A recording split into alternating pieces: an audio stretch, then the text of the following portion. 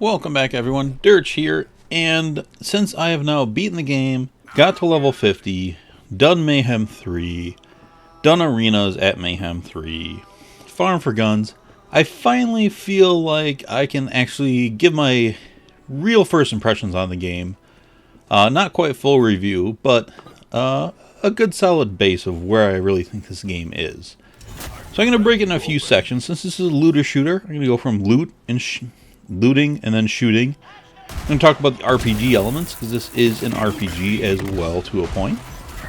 Then I'm going to talk about endgame and some technical issues. So let's start off with the loot. The loot in this game is amazing. This may be the best part of the game. The guns are ridiculous. Not only quantity, no other game has near this many guns. The previous Borderlands had around 300 million guns, and this has, what, 80 billion? It's insane. But the gun system itself, giving every manufacturer such a unique feel, adding 2 gimmicks to each manufacturer. The new part system is utterly insane. So many parts to guns, and the guns no longer share parts. They all have their own parts, which just means there's so many more parts in this game. It's absolutely bonkers. The other 4 pieces outside the guns so far are less impressive to me than the guns are, but pretty impressive. The grenades, they seem similar to Borderlands 2. I think they're a little more varied, but I've yet to kind of find those grenades that really pop and kind of suit my build, but I'm sure they're out there. Shields are in a similar way. The shields have more variety to them, and there's new types of shields and old types of shields that are revamped. But they feel kind of similar. And like grenades, I've yet to find the perfect shield, and that's fine because the game's been out a week. Relics are pretty new. I think they're a little too focused on like melee and slam and sliding, or it'd be nice to hit other effects more. But they're almost like a secondary class mod where you get these passives with them. And those come from a huge pool, which is what makes relics a little more interesting. So I've yet to form a final opinion on those. In class mods, I'm a little torn. So in Borderlands 2, class mods would give you, 1 or 2 passives that were usually the same for every class mod in that type of class mod. And then you would have, other than the Tiny Tina ones, you would have a few skills it could pick from. Usually 3 skills you could get a combination of. If you were like blue, you get a combination of 2 of the 3. Purple, you get all 3. But like a blue at max level will give you +6 and +5, so 11 skill points. A purple would give you 5, 4, and 4, I believe. So that was 13 skill points, so it was more. And then the legendaries would give you, most of them would be 25, 5 plus 5. In this one, all the class mods that I've seen so far are giving you 5 total points. Now, the cool thing is they spread those out. So, like, if you, well, not spread them out, but if you get a skill that you don't have, it actually activates that skill for you, which is awesome. But because it's only 5 total points, if you just, if it activates a skill that you don't have that you want, will 2 out of 5 really get what you want? Not really. Now, the passives are like the relics, where they come from a big pool and are really cool and make them more varied. And then legendaries get additional legendary effects, which are really cool effects, but they don't seem to be as impactful of previous class mods, and that makes me a little bit sad. So overall, I really love the loot. I'm so-so on the relics so far, and a little sad about class mods. The shooting is so good in this game. So we have a few new mechanics to start with. First off being the sliding and mantling, which really help freedom of movement, help speed up the game. And this game should be fast. Borderlands is not a tactical shooter. It is a arcade shooter. It's run and gun. It's, well, like they say, it's mayhem. It's anarchy. It's It's supposed to be fast combat, it's supposed to be in your face, it's supposed to be aggressive.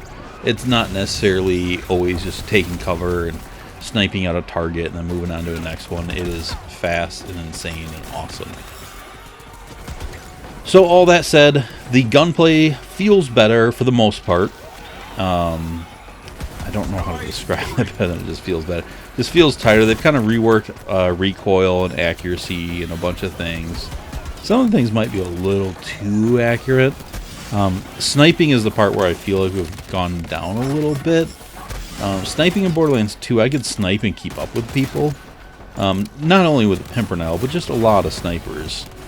And in this one, it's just slow. I just feel slow and sluggish when I'm sniping. Maybe aim down sight time is too long, and the sensitivity. I know you can set your own sensitivity, but I just can't get anything right for snipers. And so far, I have not enjoyed sniping in this game, but everything else has been great. And what really helps combat is the sound.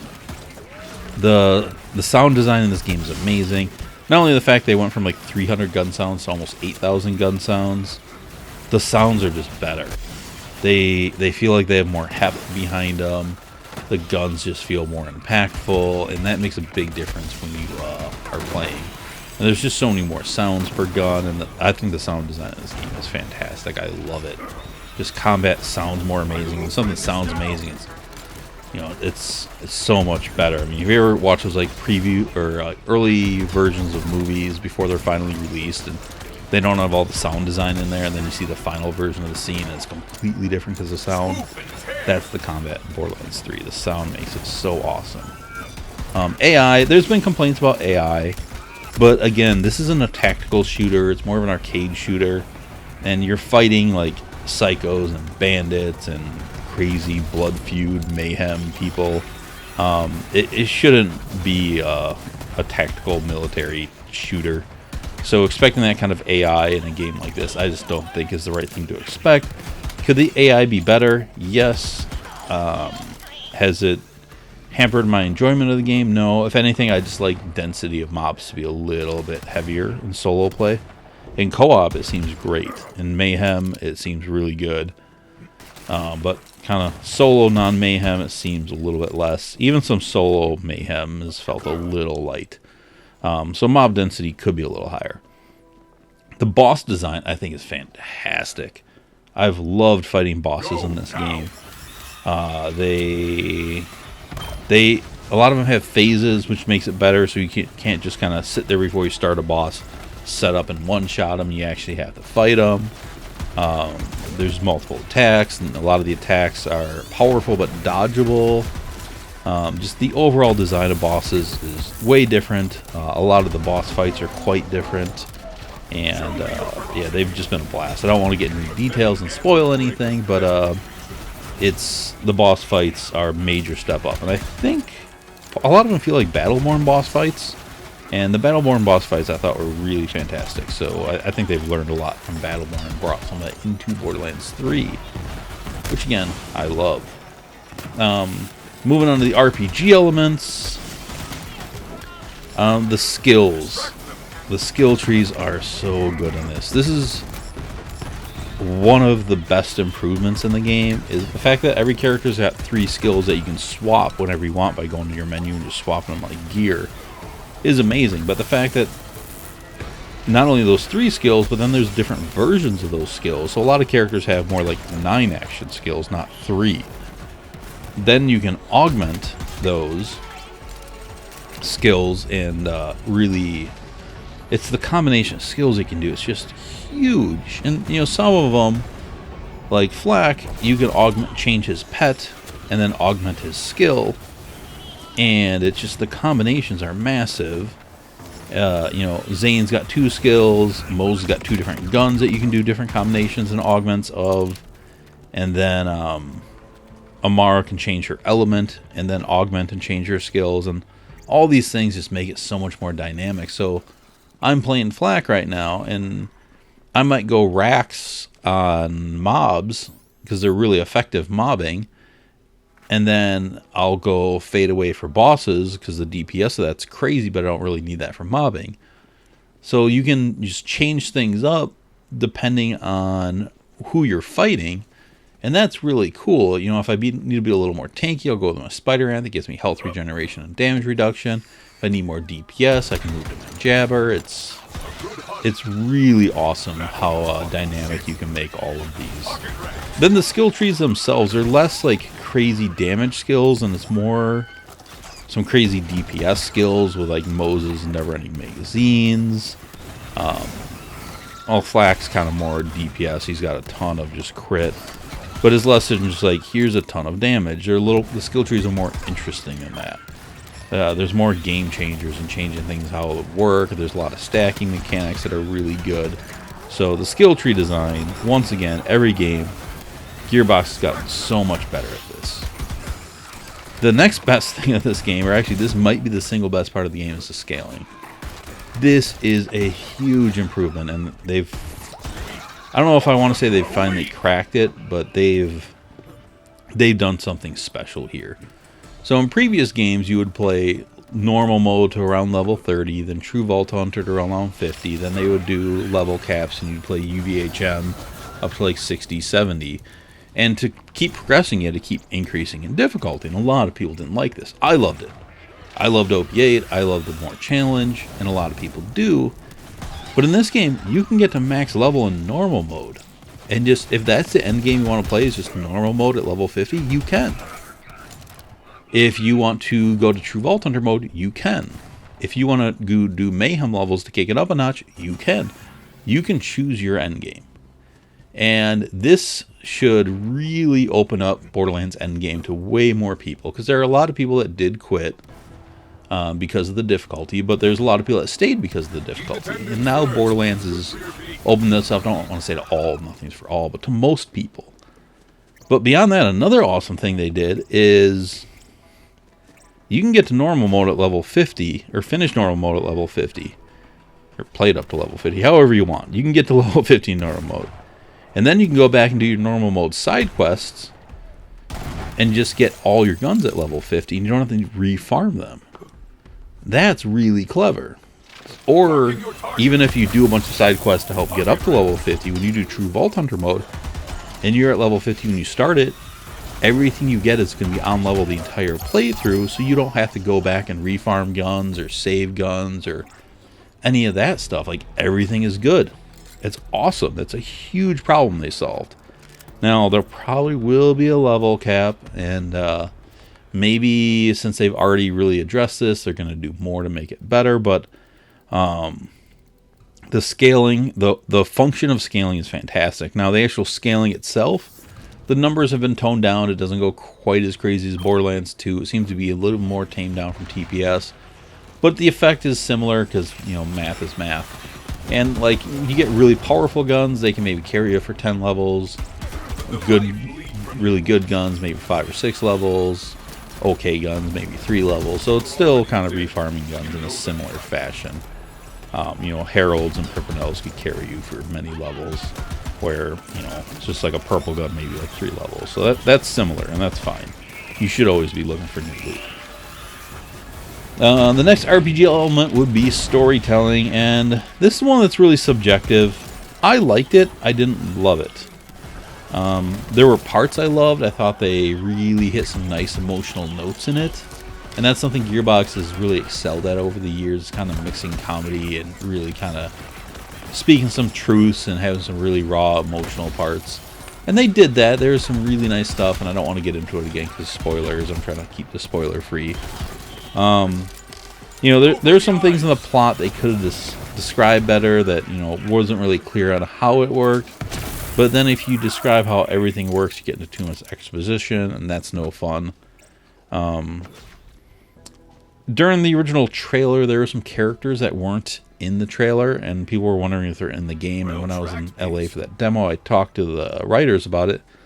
And they said that they didn't want to shoehorn all the people. There's so many characters in the Borderlands universe. They only want to put people in if there's a reason to put them in. That being said, it did feel like some of the returning characters were shoehorned in just to put them in there, and then they're there for side quests. And some of it was a little heavy-handed. I didn't love that, but I liked seeing them. So again, I'm kind of torn on that. I'm not sure how I feel about the ending yet. I was really liking it, but then I Some parts were a little, I mean, it did tie a lot of things up and move things forward, so we'll see. One of the challenges is villains. So what made Borderlands 2 awesome was Handsome Jack was one of the most iconic villains. I think he's a once-in-a-generation villain, personally. The way Gearbox wrote him, or Anthony Birch wrote him, and the way Damian Clark played him was just so beautiful. And that doesn't happen that often. I mean, even if you look at the MCU, that's, been around for like 10 years and put out, 20, 30 movies? Probably more like 30 some. They've only had like 2 or 3 iconic villains in all that time, and putting out all those movies, and they've had a lot of really good writing on those, but they've failed to create a lot of great villains, and great villains are incredibly rare to come across and really hard to pull off. So my expectations was that the villains were not going to be as good as Handsome Jack, and they weren't. I was fine with them.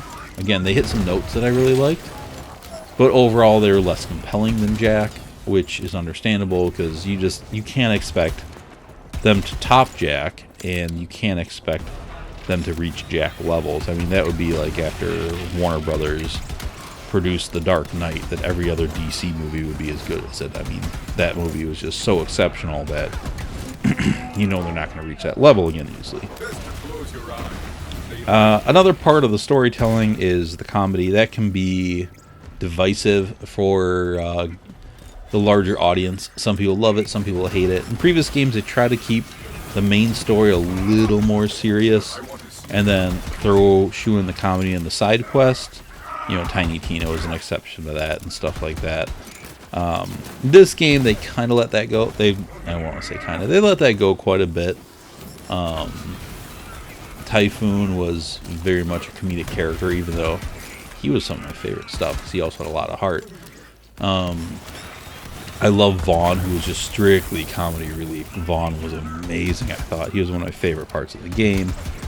And a lot of it, the newer characters, I'm considering Vaughn new because he hasn't really been a proper full Borderlands game. He was in Tales and one DLC, but this is the first time he was part of a major campaign, or a main campaign, and he was so good. But a lot of the other characters are kind of put on the side. And again, for spoiler reasons, I'm going to try to stay out of that. But that made me a little bit sad, because those characters that have been integral to the story so far a lot of them were pushed off to the side and didn't really matter. So yeah, the RPG elements in total, big fan of them. They didn't nail the story, but it was good. It wasn't great, and that's fine. The endgame, it's hard to talk about yet. I touched that with the scaling, that your mayhem, you can kind of choose it, but there's no raid bosses, which is weird. Now, when you crank it up to Mayhem 3, some of the endgame boss, or even mid-bosses, a lot of the major bosses are actually harder than some of the raid bosses we've had previously. I mean, Pyro Pete was a joke. So, there is that, which helps, and just cranking up to Mayhem 3 helps with the bosses, but it'd be nice to have some raids. Now, there are insanely hard, repeatable arenas, at least on Mayhem 3 they are. They're probably a little more doable on lower levels, Mayhem 1, 2, or even no Mayhem. And they're repeatable, so that's good. So we have repeatable arenas, that's something we asked for. But it's too early to kind of say where the endgame is, and let's be honest, this is Borderlands, we're going to have a ton of DLC, and that's when endgame is going to shine. None of the Borderlands games launched with great endgame. But the farming, the loot is so big and expansive, that should tie us over for a while until the DLCs start rolling in, and we'll see how those affect the end game. Lastly, there's been some technical issues, and some will say there's been way more than some. I've got a few crashes. Some of those crashes I think were still spamming the loot gun, but I haven't really experienced many, but I know they're out there because I've seen people talk about them. People have had performance issues. I've had some of the menu lag, but it's not game breaking, it's just mildly annoying. But there has been profile deletion issues, and that's something that hit Borderlands 2 hard for years. In fact, it's still in Borderlands 2. But now that the entire bank is on your profile, that's a bigger issue because people are losing a lot of loot. So guys, back up your profile, back up your saves, just in case you lose them. That's what I do. I back it up daily, and just in case I lose it, you're going to want a backup of that. I don't know how to do it on consoles, but you can do it on PC. So if they wrap up those technical issues with some patches and fix things, we've got an amazing game on our hand. They're already tweaking a few things. There's a few things broken that they're nerfing or fixing, and there's a few things that I think are underpowered. Hopefully they buff back up Maggie, and we'll see how the patches come through, and then I think I'm going to kind of wait for a few patches and spend more time at Endgame before I do an official review on this. But I think this covers enough to kind of do a solid first impression video. So I love it. I think the loot's fantastic. It's not perfect, but it's fantastic. The shooting is so much better. The enemies are better. The bosses are better. The story could be better, but let's be honest. The best writing Gearbox has ever done was in Tiny Tina's DLC and in Claptrap's DLC for the pre-sequel. And even the original Borderlands, Nox's had way better writing than the main game. So I'm kind of hoping they kick the storytelling up a little bit in some DLCs. So that's all I've got for you. Thanks for watching. Hit that notification button, subscribe, like or dislike, and tell me what you think about the game so far. What are your favorite parts, your least favorite parts? What are they missing, and what have they nailed? That's it. I'll talk to you all later. Thanks again. Bye.